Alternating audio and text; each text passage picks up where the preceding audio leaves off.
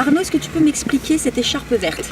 Donc l'écharpe verte représente donc les disciples d'Escoffier. C'est une association internationale qui est composée donc de 4 catégories, les cuisiniers, les agriculteurs, les organisateurs d'événements et ensuite les distributeurs. Pour intégrer les disciples d'Escoffier, il faut que vous soyez parrainé. C'est un groupement de personnes qui vous acceptent en tant que, moi pour ma part, agriculteur. Et ensuite on travaille vos produits, ça veut dire que vous êtes en lien directement avec les restaurateurs et ça c'est plutôt bien. Tu as commencé très jeune. Très jeune, à 16 ans j'ai commencé à faire de l'élevage. J'ai commencé par le lapin, après le lapin j'ai fait du poulet, je me suis lancé aussi dans le canard et à la suite dans la courgette puis l'igname.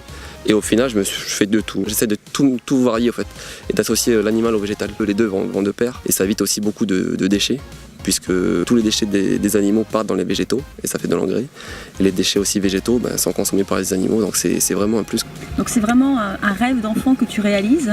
Je réalise un rêve, mais à chaque fois j'ai un nouveau rêve qui arrive et j'arrive à le réaliser en fait. C'est simplement magique. Au final, il y a le consommateur et aujourd'hui je suis toujours en contact avec le consommateur parce que je vends beaucoup directement du producteur au consommateur. Je fais du poulet fermier, donc des animaux qui sont élevés en totale liberté. Donc je respecte l'animal.